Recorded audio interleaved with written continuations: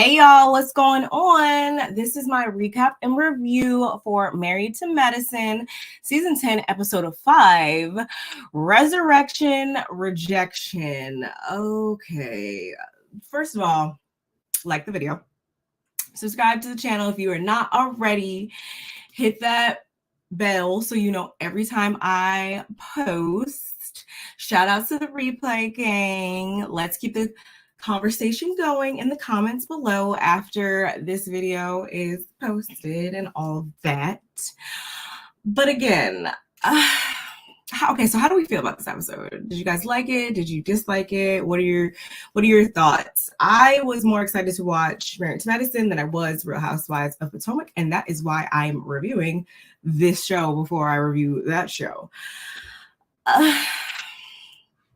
You know what? I'm not even gonna do a whole bunch of talking. Let's just get into it, shall we? Let me drop down. Hi, hello. I am here in the flesh.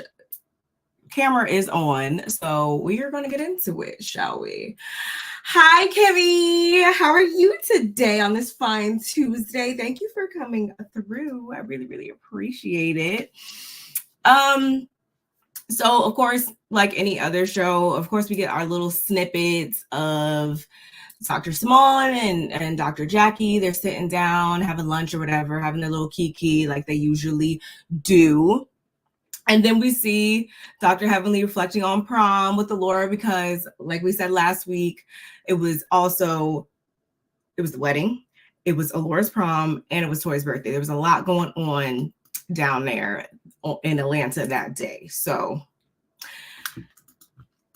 and then we also saw Toya and Eugene talking to their boys, but the real first scene that we got, the real actual scene that we got was of Phaedra. She was going over to Quad's house. Yes, she was going over to Quad's house. You know, at this point, we still have not seen that much of Quad, but Phaedra pops in over there, and almost immediately, Quad lets us know that Heavenly will also be coming over, and she still has mixed feelings about where they stand because on one hand, you're super excited when I come through the building and unannounced, you're, oh my gosh, hey, like you're super excited on one hand to see me. But then just before that, I go on social media and I see you flicking it up as if you guys are so cool or whatever, you know, you and Sweet Tea. So of course I'm going to be looking at you kind of like confused, kind of like, okay, where do we stand? Like, where are we at? Because last time I checked, you were supposed to be my friend. I don't really see that as being super loyal. Like what's up? What's going on? So I can kind of understand that as well. And I say kind of because I'm never one to dictate who my friends can be friends with. I'm never one to say like, oh, like just because I don't like this person, you can't. But there still is a friend code, I would say, where like, okay, you know what I went through with this person, you know all of the good, the bad, and the ugly between me and this person. This person now is with this other person. Like, it's just, it can be kind of messy and it can be kind of strange and very uncomfortable to navigate those types of situations. So I do also understand where she's coming from with that. Heavenly finally shows up, and of course she thinks that they're still good because Heavenly is someone that is going to say what she thinks, say how she feels, unfiltered, unedited. She's going to give it to you. If something pops in her head, she's going to say it. So that's what we saw when we saw her basically saying that she doesn't really think it's the best idea for Sweet Tea and Dr. G to get married. We saw how she was giving her opinions, whether they were warranted or not. She was giving her opinions at the Bachelorette, and the maid of honor was sitting right there. So those messages got carried back to Sweet Tea. She doesn't think that her and Quad have any issues, of course, because As always, they fight like sisters, but at the end of the day, they're always gonna be good. But no, this isn't even the first time. So I think that's why I'm kind of frustrated with it, where it's like, Quad, this is the type of person Heavenly is. So it's either you're going to respond differently and really hold her accountable. And at this point in time, I think the only way to do that is to either cut that person out your life completely or just accept them for who they are. This is very, very on brand for Dr. Heavenly, I feel like. So wasn't surprised there. They start talking about the wedding, how it was super short. Phaedra has to, of course, point out how wrinkled the curtains and stuff were. They were rather wrinkled, y'all. I'm not gonna lie. But again, Phaedra, just stop, because there's a lot of stuff we could say about you and the things that you've done over the years. So let's stop while we're ahead. Why don't we? Heavenly is finally aware that Sweet Tea may be upset with her, although Phaedra was the one, again, who brought Quad to the Bachelorette. And I'm using air quotes because we all know that production had their hand in that as well. So that's why I say like that. Quad lets Heavenly know she saw her actions, again, as being disloyal, and she was left questioning their friendship, rightfully so. Do you guys agree? Do you guys feel as though Heavenly was, would you be questioning her loyalty if you were Quad in this situation? Would you be looking at her kind of like confused, like, girl, where we at with this? Because one hand, we're supposed to be little sis, big sis, but then I see you over here with a new wife, and but like, do conflict of interest a little bit? How do you guys feel about that? She says she recommended the planner. Yes, she did. So it's just kind of like, how are you trying to point things out when your stuff don't be all the way together personally, and you are the one that recommended this person? Like,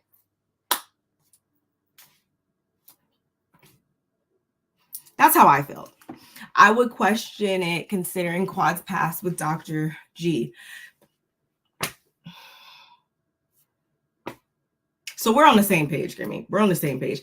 Hey, Denise, how are you today? Thank you for coming through. I know I just kind of threw this up here last minute, so I'm really, really happy that you caught us while we were just getting into what happened during this episode.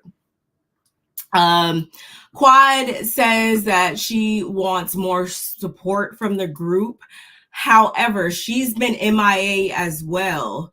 And I think this whole thing kind of goes back to when she was on, was it Sister Circle or whatever, when she kind of fell back from this group because she found her sisters and such a great bond with the women that were over there on that particular platform. She kind of just disbanded this group until that was no more, and then she kind of tried to come back over here and act like, everything was all good. Like, that didn't just happen. I think that's where this whole thing stems from. Y'all, let me know what you think about that. Again, I have never reviewed the show until now, so this is just what I have collected while I binged this all 9 seasons while I was waiting for this one to premiere. So I'm not watching yet, but I'm happy to. Yeah, I'm happy you guys find that too. I just got finished rewatching it because I always watch it when it premieres, but then I watch it again so I get my notes together and kind of see if I missed anything, any scenes or anything like that. So we here with it. Next, we saw Brat and Judy. They were back for another baby appointment with Dr. Jackie. I don't really have too much on this scene. It's just, actually, scratch that. I do have a little bit to say about this. So Brat's been overworking herself apparently, but Dr. Jackie, at this point in her pregnancy, she's 48 years old. I don't know how many weeks she was at this point, but the belly was bellying. She wants her, and it's off the rip, it was already high risk. So at this point, she wants her to kind of scale back. She only wants her to go to work and home pretty much. That's it. That's the extent of what you should be doing. Brat, of course, she's used to working, doing what she got to do, and moving how she wants to move. So she's like, okay, I don't feel very productive. Like, that's gonna bother me. Like, I don't know how I feel about this. But the bigger message here that I wanted to highlight was about medical disparity, especially as it pertains to us Black women. You know, we typically don't receive the same level of care as women of other races, and maternity mortality rates in Black women are the highest of the high. So I really liked that they did lace this in there, because it always gives us something to think about and ensures that we're not overlooking such an issue that we have. This is something that has plagued me personally, where I felt as though I wasn't receiving adequate care for some reason or another. And let's not even get into what I've had to go through on behalf of military medicine too. That's a whole other layer of it too, for me, at least personally. So I totally understood, and I appreciated this. I appreciated them throwing in that scene so they could get the conversation going, because a lot of people don't even know that that's a thing. It very much is. Simone and Cecil. So they're doing like this little vision board, good moments, good memories thing to kind of keep things on track when they're at odds or they're arguing or they're not in the best place. They could look at this and they could be reminded of the happier times. Sounds corny, but honestly, not a bad idea. And that actually might be something that I even want to adopt in my own personal life. And that's not because I'm in a horrible place or anything like that in my marriage, however, but my husband is about to be gone for training for like 4 months. And I've just been trying to really spend quality time and try to, like, whenever he goes out of town for work and stuff like that, I try to always leave things in like the happiest way possible and all that. So this might be something that's kind of cool that we might do. Because I'm not gonna lie, y'all, I feel like I am so productive, especially when I'm home alone and stuff, but I do have my moments where it gets to me, and I'm the type of person, I'm working on it, that gets like, I don't know, I get like frustrated sometimes when I'm just like, oh, I miss you. Like, where are you at? Like I can get like that. So maybe if we do this, it'll be like a reminder, and I can look at that and be reminded of all the good times or whatever. Maybe that'll make me less frustrated about the distance. Anyway, off my soapbox. Good for them. But Simone and Cecil seem so unhappy. Simone is always throwing jabs. Yeah, was I the only one that seems like, yeah, they don't really like each other? And that's something I never want to experience, where, you know, this is supposed to be the person you're spending your life with, like, but you guys don't like each other. There's a difference, y'all, between liking and loving somebody. And furthermore, there's a difference between being in love with somebody too. But they don't really seem like, I think they just come off as people that have love for one another, but they don't strike me as super lovey-dovey in love. And they don't strike me as they really even freaking like each other, really, because they be on two sheets of music, completely two sheets of music. And I said this last week in my video, where I feel like a lot of this stems from Simone not being a fan of his friend and having an issue with him having a friendship with that lady or whatever. I feel like that's where this stems from. And I say that because clearly they know each other well enough by this point. They've been married for however long now. They knocking on like 30 years probably.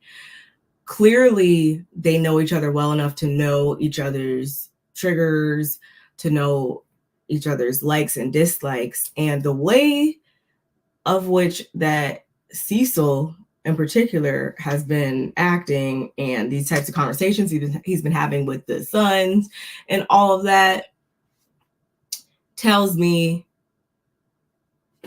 that he's doing it from a place of pettiness.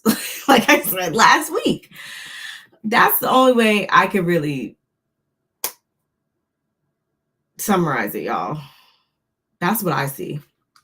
They kind of are just coexisting, I feel like, because they're comfortable, because they've been with each other for so long, but there's no to it, you know? I can't be with someone that can't let things go. Yeah, that's what it's giving for me, because there's no way in HE double hockey sticks this man could sit here and be like, oh yeah, especially knowing that his wife is such a hard charger and she's on the fast track, is what he said. I believe those are his words. Knowing this, why then would you turn to your son and give him some type of advice or motivation to do exactly what you know would piss her off? And I'm not saying that everything should go Simone's way or Simone is always right or anything like that, y'all. But in this particular situation, on this topic, I gotta side with Simone. They are not setting their children up, who are now young adults or approaching their mid-20s. They are not setting them up for the success that they need in life in order to thrive and get to where they are 100% self-sufficient, self-reliant. They're not. This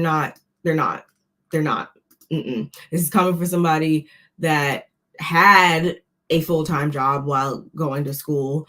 And the only reason why I wasn't finished with my undergrad by his age is because I joined the military.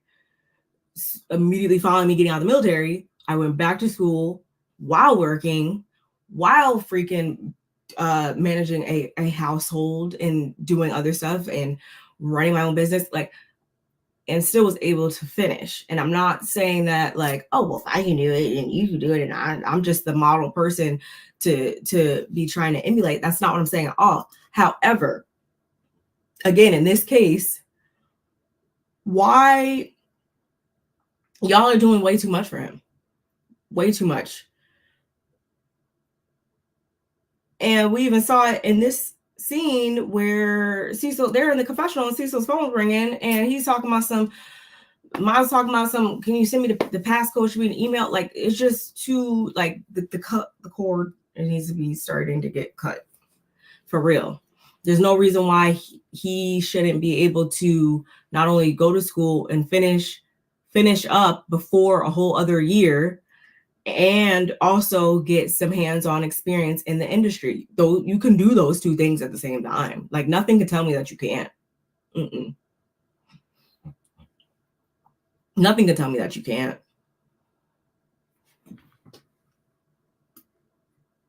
We are coddling the hell out of our kids. Ain't that right? And again, going back to him trying to highlight the fact that she's so on the fast track and stuff like that. What does that have to really do with anything? Just because she's on a fast track he not even operating from the regular track. I feel like he's on the slow track. Like, if there's slow, normal, medium, whatever in the middle, and then fast, can we at least meet in the middle and you do it at the normal speed then? But he's a whole tortoise over here with it right now, I feel like. And that is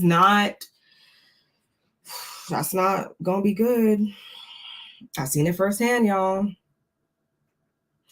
If he's not finished by next night, he's just not finished by next night. Like, no, you have to actually start putting up these boundaries and sticking to them, Cecil.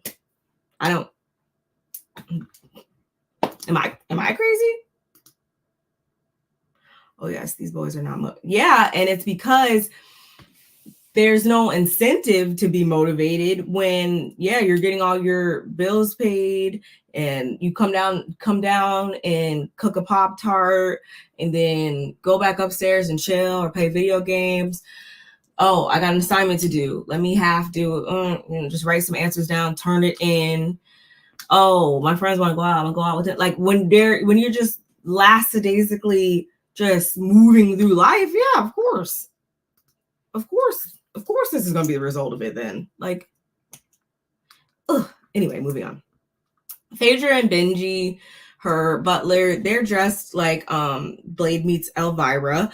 And she lets us know that she's going to be having an event on behalf of the exiled member of the friend group. We all know by this point that Quad is said exiled member. So she believes that everybody deserves a second chance, and it is just her duty to kind of get to corral everybody once again.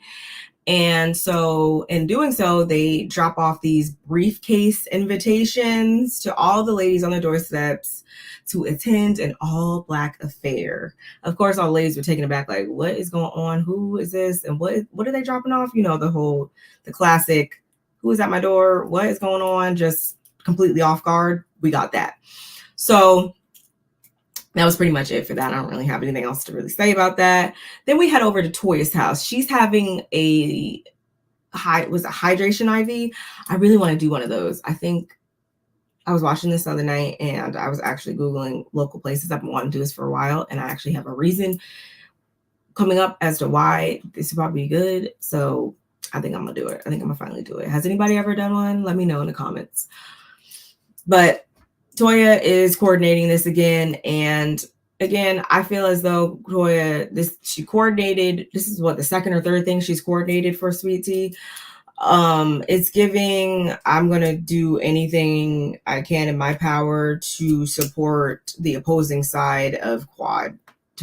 That's, hey, maybe they have developed a tried and true friendship. Maybe they have.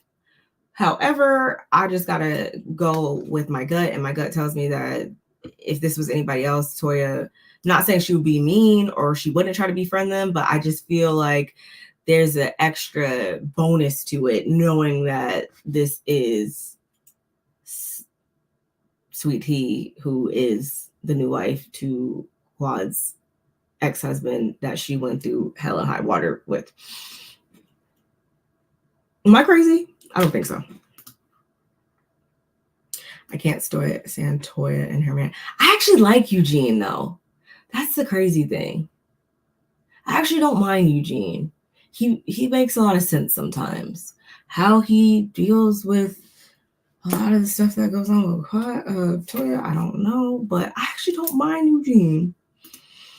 Toya is a mean girl. She's and I'm going to get kind of more into this during the last scene, but yes, a lot of what she does is unnecessary. However, on the other side, being objective here, the other side of things also present their reasons as to why they aren't the nicest either. Again, we're going to get into it. Yes, very good. Yes. Okay, cool. Good to know. But also in attendance is Simone. Sweet Tea lets us know that although the honeymoon was beautiful, it was great, it was cool, everything was cool, everything wasn't really cool because things didn't really jump off in the bedroom how she was, I guess, hoping for or thought, it was going to go down. They didn't wind up doing nothing until like day 3 because her cycle decided to come on, and she was like, I just had this, like, this should not be popping back up, like 28 days much, like what's going on? And Simone's like, yeah, that would be considered irregular bleeding. You definitely need to prioritize your health and trying to figure out what's going on with that, being as though you are trying to get pregnant. Makes sense. It's Simone, certified OBGYN. Duh.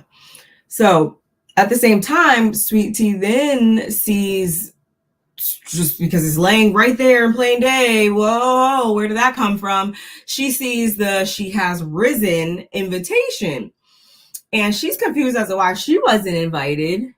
And I'm like, you can't be. Okay, I get Quad showed up to your bachelorette party, but one day she'll learn. One day she'll learn. Toya, of course, has to let us know that she's not trying to be all up anybody's face or whatever that tried to play her family.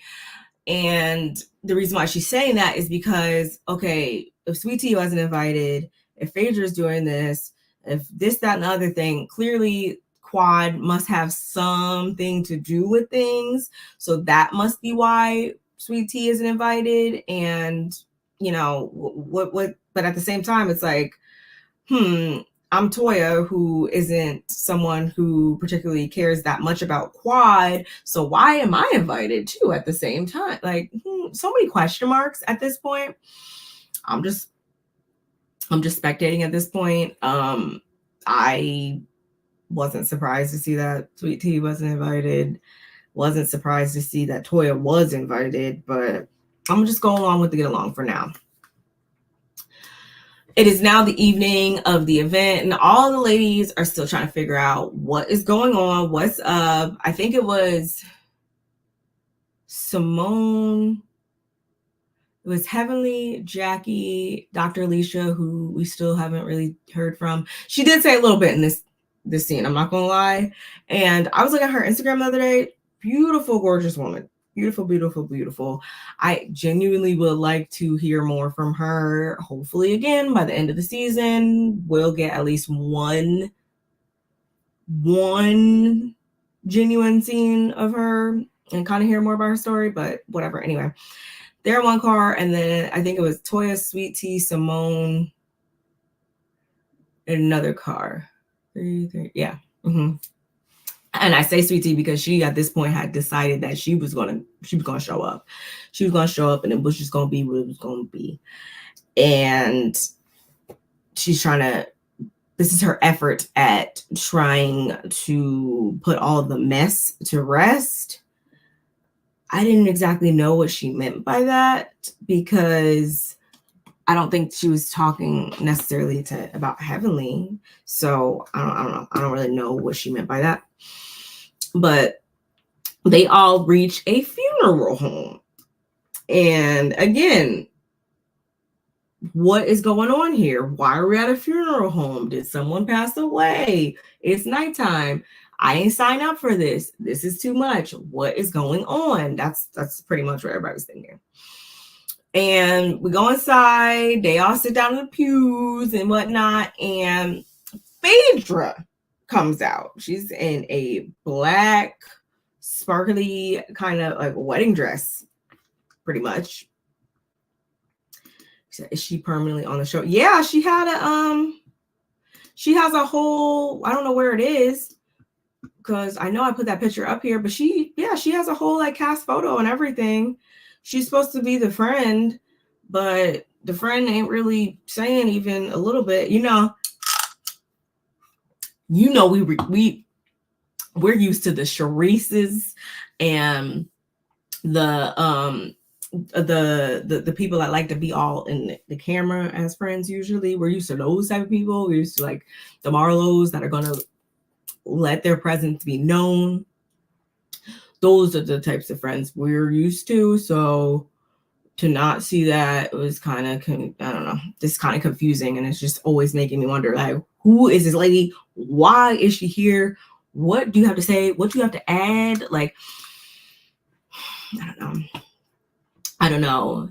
Hey, Auntie Bernice, Quad accused Toya of a crime and never apologized. You can keep quiet. Take Phaedra with her mess, but we still haven't seen that invisible doctor yet. She's there. She's there. She be around. Like I said, I saw her Instagram. She be around. I'm just waiting. All we can do is wait, y'all. All we can do is wait. And yeah, Phaedra did make me laugh a couple times during this episode, and we're about to get into that now. But again, I feel like if it was anybody else doing the same things that Phaedra is doing, it would not turn out the same way. It would not be received as well. So, I mean, at this point, I don't even know like what the first thing was. This has been just their MO for the past 9-10 seasons at this point. So it really is he said, she said, you said, I said. Like, they've both done things, in my opinion, at this point, to where it's just, that's just the boat that they're in with it. You've done this to me, I've done this to you. I don't really know how to move forward from that, except for, okay, I know how to move forward from that.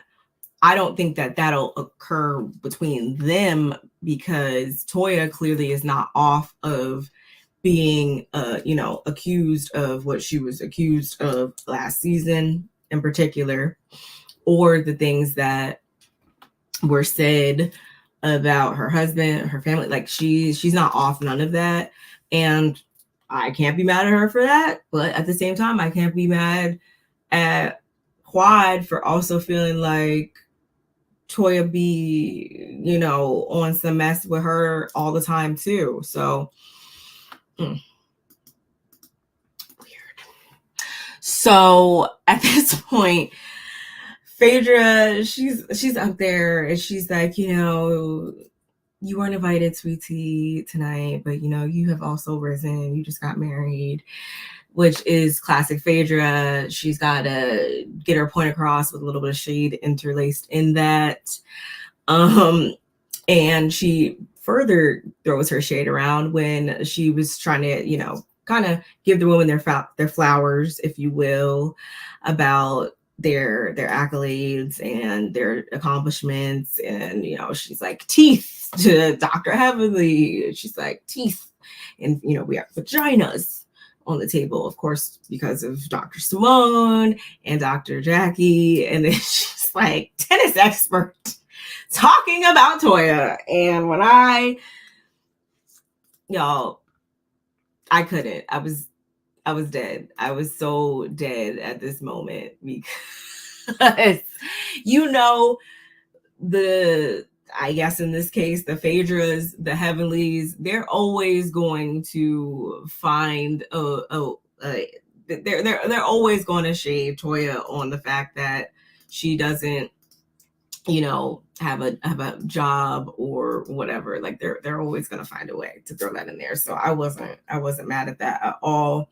However, I mean, she is doing a lot more than maybe like the first couple of seasons. I got to give credit where credit's due with her wine and everything. So is it really even a read anymore? Because she doing stuff. She's doing stuff. Did you believe Toya was cheating?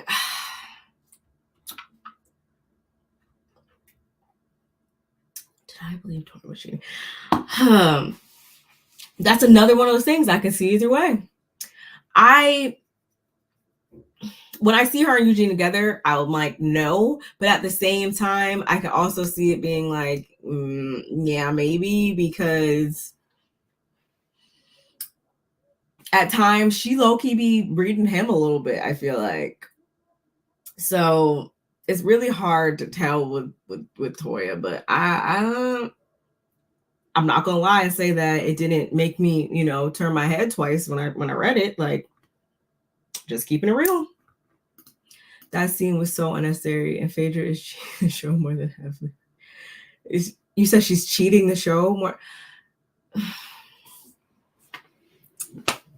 It was unnecessary, but are we surprised? Are we surprised? I feel like, honestly, Phaedra and Heavenly are the most unpredictable wild card, or not Heavenly. Phaedra and Quad are the most unpredictable wild cards. So in the trailer, and I want to, me and my sis, we were talking about it actually when the trailer first dropped for this season, and we were trying to figure out who was in the casket and all that. And honestly, I wasn't surprised because I knew Phaedra had something to do with it because church, funeral home, like we know all that with her.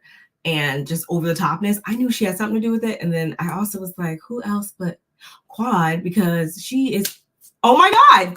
Speaking of, hello, my sis. Hello. I was just talking about how we were trying to figure out who was in the casket, and I wasn't surprised at all to see that it was, Phaedra. Like we're or not Quad, and Phaedra has something to do with it. Like they're just the most over the top people on the show, at least for me. Oh, it's okay. It's okay. I'm just up here bumping my gums. And so she's up there, she's telling them, she's giving introductions and stuff like that. She has arisen, and then y'all, they rolled out this casket, and I was like, okay, can we get to it? At this point, I knew what was going to happen, but I was just like, can we get to it? Because they clearly were still a little confused, maybe, who knows? And who pops out? None other than Ms. Quad herself. She has arisen. And I don't know what she's about to say. I don't know where this is about to go, but this is, again, our second, at this point, this is our second all cast meetup.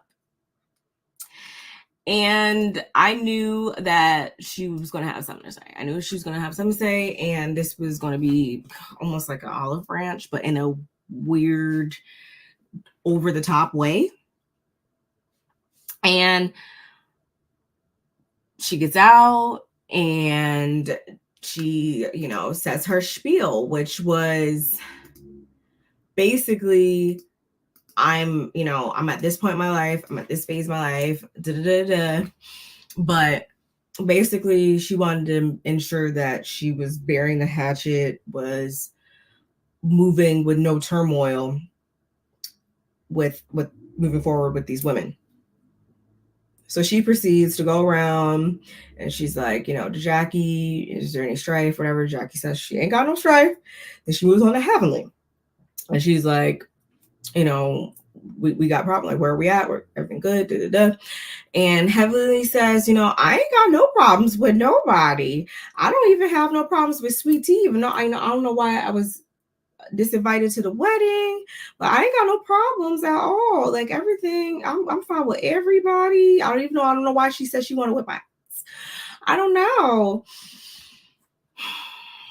And at this point, we all know, dramatic irony, we all know why Sweet Tea felt as though she wanted to disinvite Heavenly. Like, we all know where she stands and where it is derived from. But again, Heavenly is the last person to know. And Sweet Tea takes to explaining, well, you basically said that my marriage was going to fail. So yeah, you were removed from the list. Duh. And Heavenly's like, okay, no, ma'am. I was concerned for your well-being. I care. I actually like you. I was concerned based off the things that his ex-wife said. The one that just jumped out of the casket. I was that's what I was doing. So really, you should be thanking me. Like, that's excuse me, what? I'm like, okay, Heavenly, at this point, you got to realize that what you said, regardless if that's how you truly felt, was not going to be well received once it got back to the person that you said it about. Like, we could not be this dense. Are we for real right now? So, of course, because this is somebody that she's going to support, again, in my eyes, because she doesn't like Quad. You trying to convince us, the audience, that Quad is a friend of the ladies when we know good. Yeah. And I hope somebody asks about that. I hope we talk about that at the reunion, because honestly, and it's not because I don't like her. It's because I like her. I don't have any issues with her. But at this point, Quad, if I was her, I wouldn't even bother wanting to be on the show, really, because I don't remember what point, maybe it was during this scene where she said something, where is it?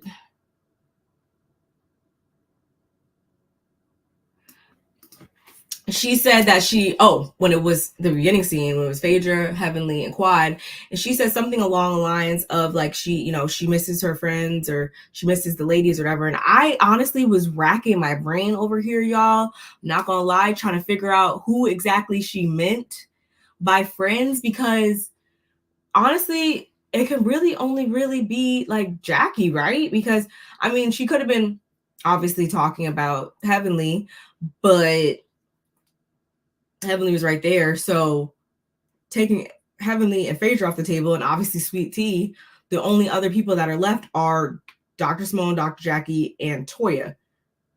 We already know where her and Toya stand, so this one's down. We already, like, her and Simone have just been, and she actually addressed it here in this scene too. They've kind of been like, over the last couple years or whatever. So I kind of knew she wasn't meaning her. So I'm like, because you could only mean Dr. Jackie then, or nobody, because we could see, we see where the relationships lie. So come on now. They are just coworkers and they all know it. Yeah. I mean, I'm not going to say all of them, but for the most part, yes. The common interest here is the fact that we're all shooting a show. Do I really feel like the majority of them hang out with each other outside of the show? No, not the majority. Maybe there's a couple little onesie twosies in there, like Jackie and Simone, but although I still don't think that they're even as close as they used to be, before the whole Buffy thing and everything and stuff like that, and Heavenly like coming into the picture, I don't think that they are there yet. I do think that Heavenly really is real life obsessed with Dr. Jackie. I do think that, but for the most part, no, I don't believe that they have some strong sister bond over there and amongst these women in this group. I do not. No, I don't. Her only friend is Heavenly. The rest of them women never liked Quad and always thought she was less than them. Yeah, I could take it back to, was that season 1? Yeah, when she came into the fundraisers, the events, whatever, and it was kind of just like, like some doctor's wife, like who cares? Yeah, very much so. That's been glaringly apparent since day one.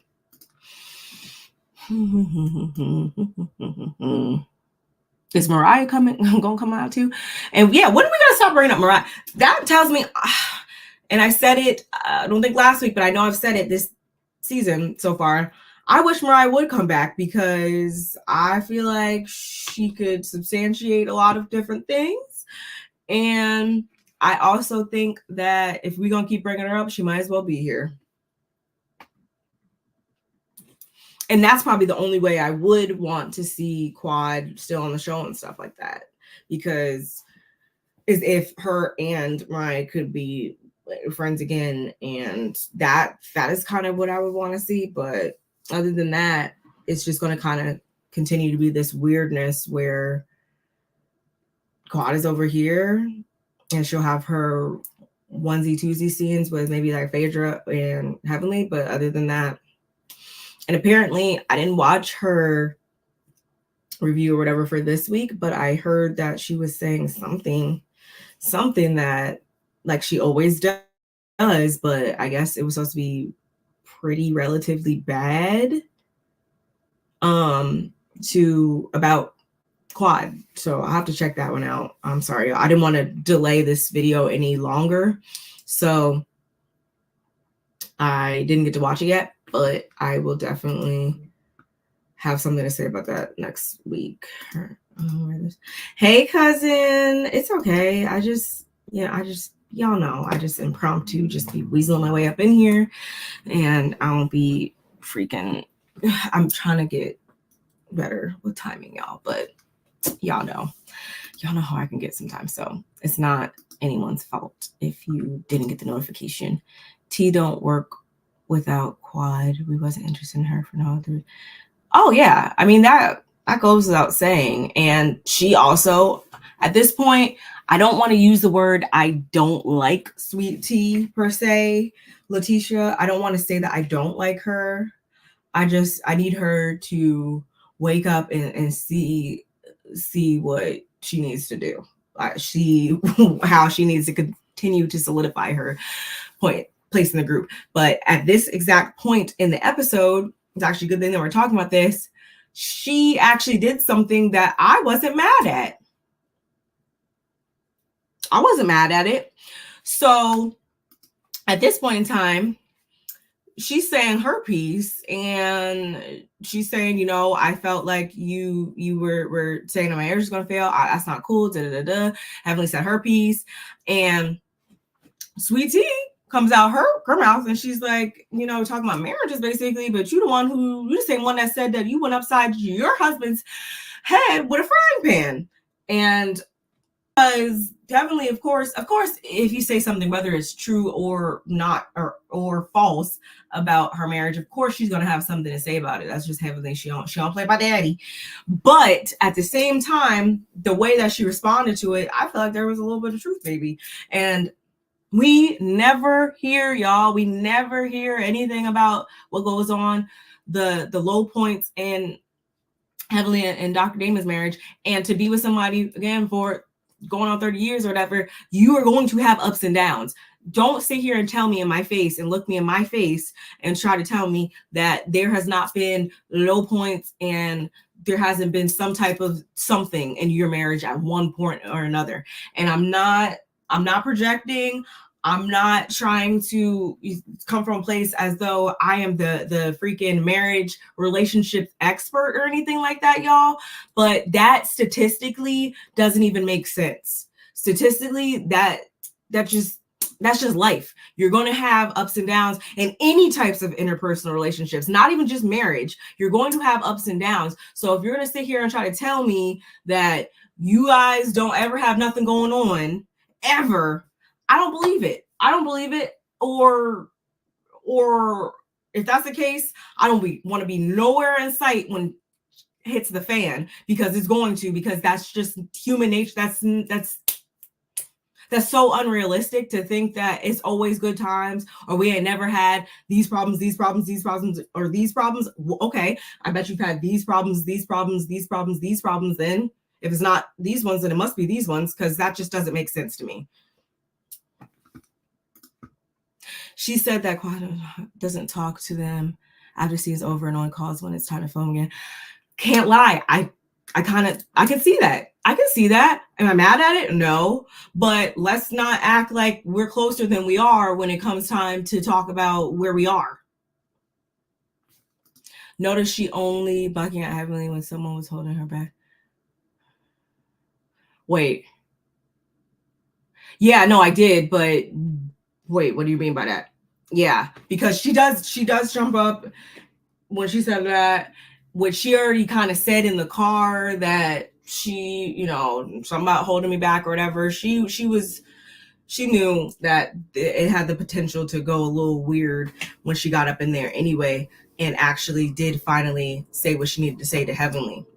She told her about the frying pan as a warning. Heavenly has the type of man who wouldn't put hands on her. In sleepy time, she has a man.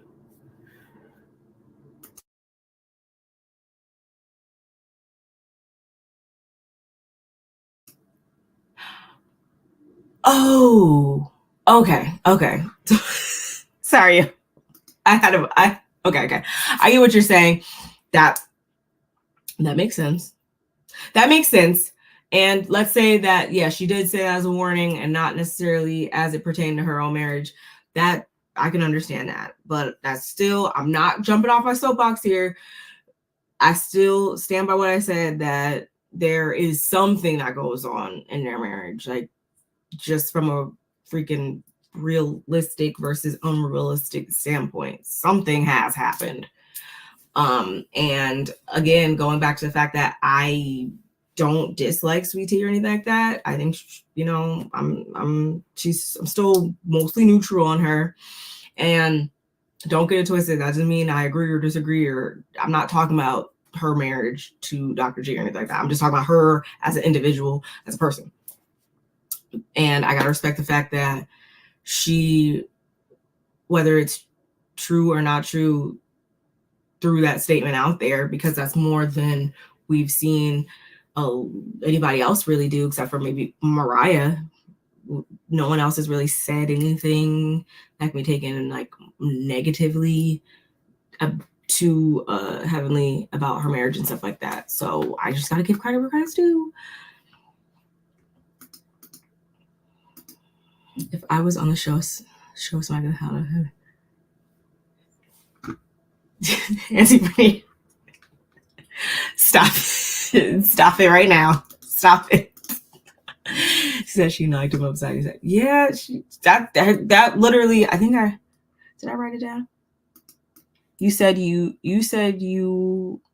were the one who went upside your husband's head with a frying pan. Yeah, she did say that.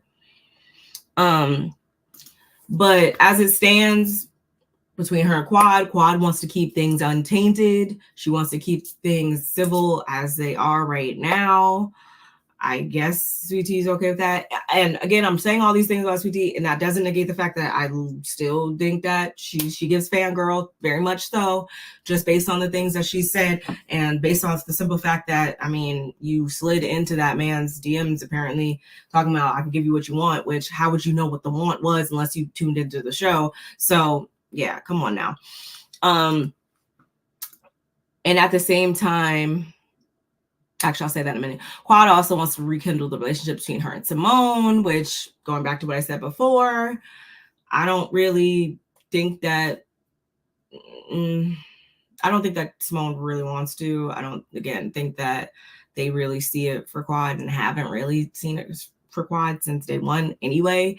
So I wasn't really, whatever. It sounded nice, but I don't believe that we're going to see them get to any great space or anything like that, because Simone don't give up, if you ask me. Toya, of course, declines Quad's invitation to let things ride out. Are we surprised? No. Going back to what I said, they have been at odds on and off for years, and I don't see that changing anytime soon, because just like I said about Simone, I believe both of them. I think Quad was just doing this for scene's sake and for, the sake of what was going on at this time. However, I don't even think she really, again, cares to have super close relationships with anybody on this cast. When I see her, she be with the Portias, she be with the Andys, she be with everybody else over here. I don't really, there's enough girlies in Atlanta, and she has found her freaking sister circle amongst other people, if you ask me.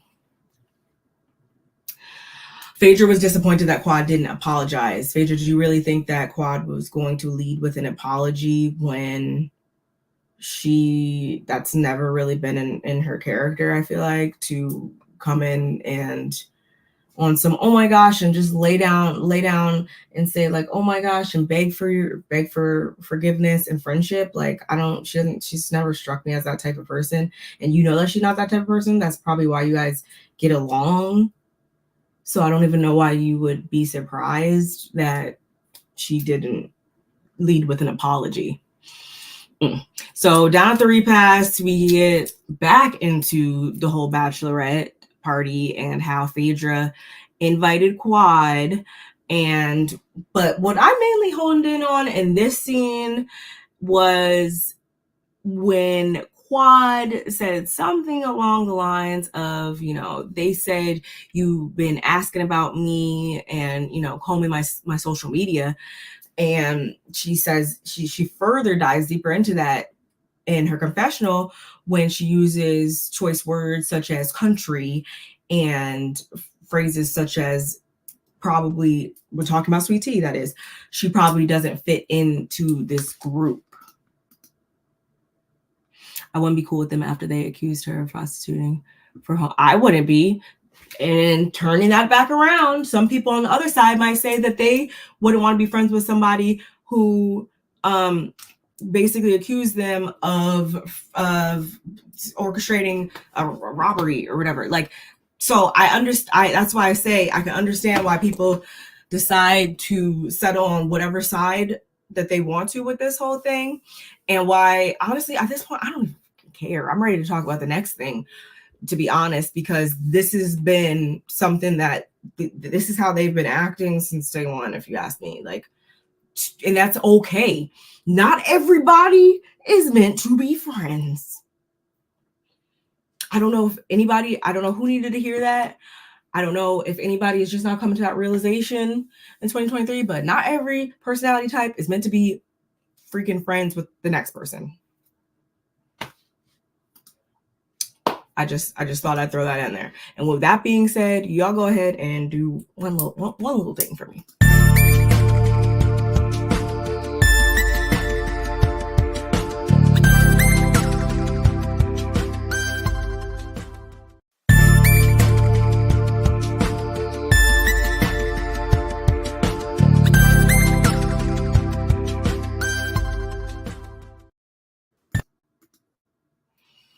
Okay, thank you guys.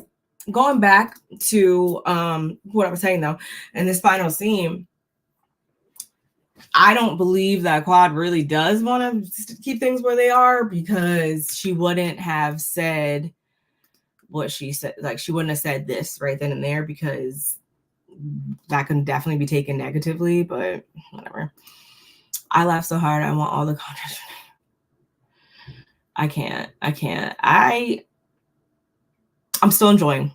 Don't get me wrong. Don't take my reaction for like I'm not enjoying or I didn't enjoy this, because I definitely did. Yeah, she did knock him in the head at the beginning of the marriage because he came home late and wouldn't say where he was. Yeah. I don't condone violence, but I'm not going to say that I don't understand. I get it. Sleepy Time Tea is a fan. She slid in the DM talking about I can give you. Yes, that's what we saw that day one, episode freaking 1 of this season. She revealed to us that she was a fan when she said just that, because she's not going to just say that if it was derived from I've been watching. I know that that's been a sore subject. That's been literally all this man was talking about for the last little bit of his marriage to for the majority. I'm not gonna say a little bit, for a good chunk of his marriage to Quad. So clearly you've been studying up, but whatever. It's never going to be civil, because she has Toya in her ear, and Toya said on camera they didn't show it, saying that she only became, which is what I've been saying the whole time too. Yes. So honestly, if I was Sweet Tea and I was making my rounds, saying what I wanted and feeling how I wanted to everybody, I would then turn right on Toya and be like, girl, are you only friends with me because you hate Quad? Because that's what it's giving. Like, she should have came in very, I'm never trying to tell anybody they need to be guarded, or I'm just like, oh my God, you need to be critical and skeptical about everybody. Because no. However, in this case, going into this type of social setting, and this reality show, because that's what it is at the end of the day, I definitely would have came in on something a totally different type of time. If I was Sweet Tea, I would slide on in there real nice and just, I would have been chilling. I would have been lying real low until people presented themselves for who they really are. And I wouldn't go mistaking their outward kindness for it being genuine. I wouldn't have. Pretty much. That's the only relationship she should be worried about. Yep. Very much so. Hey, Sweet Pea, thank you for coming through. Love to see your face in here. Let's bring on the lady Cecil went golfing with on the show and let her be friends with Quad, and let's see how people will drag. Exactly. I mean, if we really want to kick it in overdrive and be messy, like, we really can, I think, with this show. But I like it. That was pretty much it, though. We end with Quad and Toya both having amnesia about who did what, said what first. Anila and Carrie said Toya was behind the robberies and she's back friends with them. She hates Squad because yeah. Which I think was said that, you know, they lived in a gated community or whatever, and it just kind of happened where I guess a lot of people were getting access to that community, and when people get access to things, they might scope things out and figure out where this person lives, and you know, things might occur from that. So that's the only reason every single scene. I'm glad that we're all seeing the same things. Toya and Slavy are going to tussle when it comes to Toya's. Yeah, I think that she allowed her to get this one off because the bigger thing here was that she was doing something that Quad would have an issue with, or she was doing it to freaking retaliate and as it due to Quad this year for the wedding and stuff like that. But yeah, going forward, no. No, going forward, as far as anniversaries and stuff like that, nah, we're not doing that. It's gonna be about Toya. We're gonna go back to the regularly scheduled program, which is let's keep it about Toya and all that stuff. But at this particular time of filming, the greater purpose was for freaking Toya to do anything that would piss Squad off.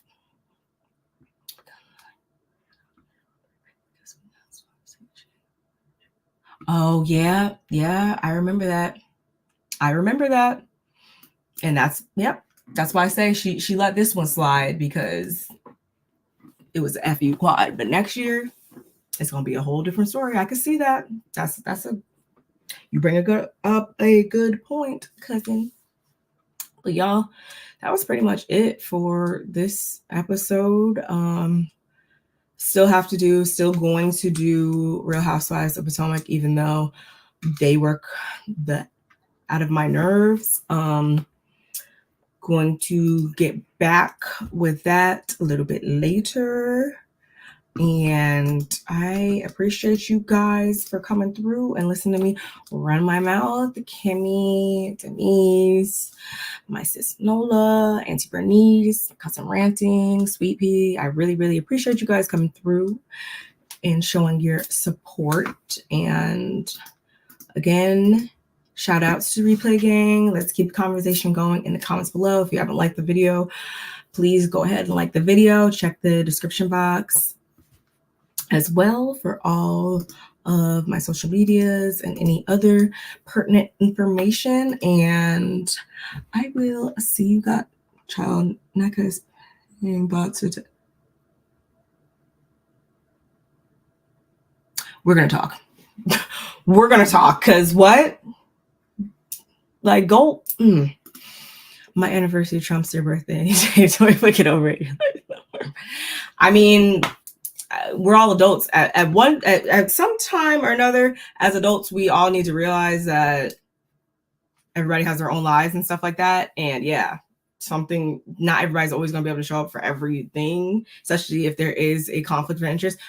Me, for example, and this is the last thing I'll say before I get off here. I feel like at some point it might be, or my husband's grandmother is born the day after me. Or, well, the day before me, but whatever. My birthday's the 30th, hers is 31st.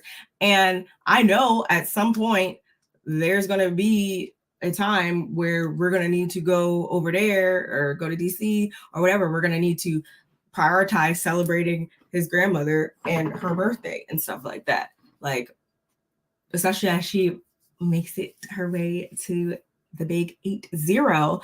Like, yeah, I know that that's probably going to happen at some point. And it hasn't really been an issue in the past really that much. But yeah, it might happen one day. And am I going to sit here and be like, it needs to be like, yeah. Like, no, you just freaking adjust and figure things out and learn to celebrate things on different days. It happens. But anyway, y'all, like I said, that was my recap and review for this week's episode of Married to Medicine. And I will see you guys in the next one. Bye.